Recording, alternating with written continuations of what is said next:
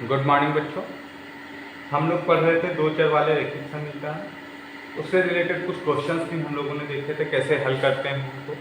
आज इसके आगे देखते हैं इसमें क्या है। दो चरों वाले रैखिक समीकरण का आलेख। कोई भी दो चर वाला रैखिक समीकरण है तो उसका ग्राफ कैसे खींचते हैं, graph of a linear equation of two variables. तो उसके बारे में देखते हैं कैसे ग्राफ ड्रा किया जाएगा। तो अगर मान लो समीकरण ax प्लस बी वाई बराबर C, ax plus B Y plus C बराबर 0 का समीकरण है, जहाँ पे आपका a not equal to 0, b not equal to 0, मतलब a और b 0 नहीं होने चाहिए।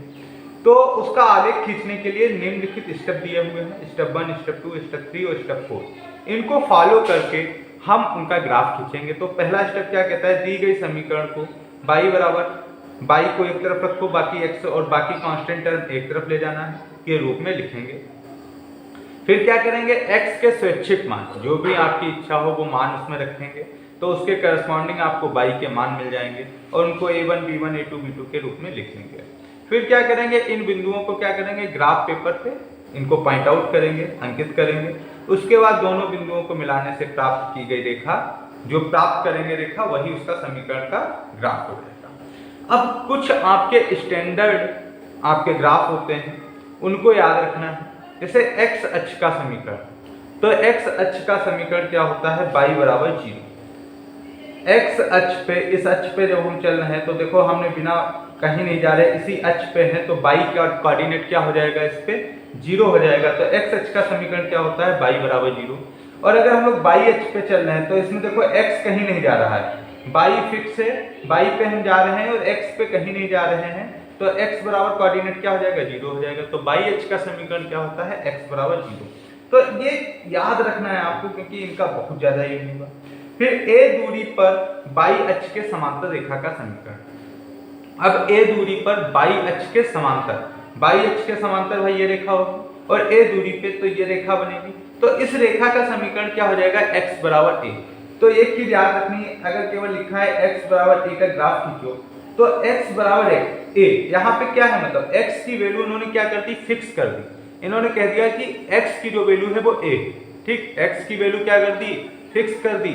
x की वैल्यू क्या है, a है, मतलब x का जो कोऑर्डिनेट है वो हमेशा a रहेगा और y आपका क्या होगा, चेंज होता रहेगा।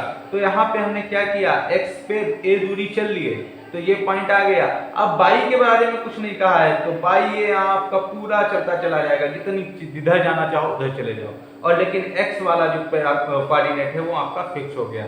तो x बराबर a का मतलब क्या हुआ, y अक्ष के समांतर रेखा मिलेगी और y कोऑर्डिनेट आपका उसमें फिक्स नहीं होगा। तो x बराबर a मतलब y अक्ष के समांतर रेखा का समीकरण। उसके बाद b दूरी पर x अक्ष के समांतर रेखा का समीकरण। तो भाई b दूरी पे x अक्ष के समांतर, तो x अक्ष के समांतर ये है, इसके b दूरी पे ये रेखा का समीकरण मिला।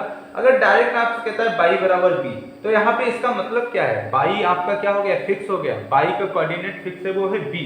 तो y से b दूरी पे अब आप जितना भी y से y बराबर b, मतलब y पे b दूरी चल लिए, y आपका फिक्स हो गया, x की कुछ भी वैल्यू नहीं दी है, x कोई भी वैल्यू ले सकता है। तो यहाँ से b दूरी ना पाओ, x के समांतर रेखा का समीकरण बन जाएगा आपका, क्योंकि x कोऑर्डिनेट आपका फिक्स नहीं है, केवल y फिक्स है।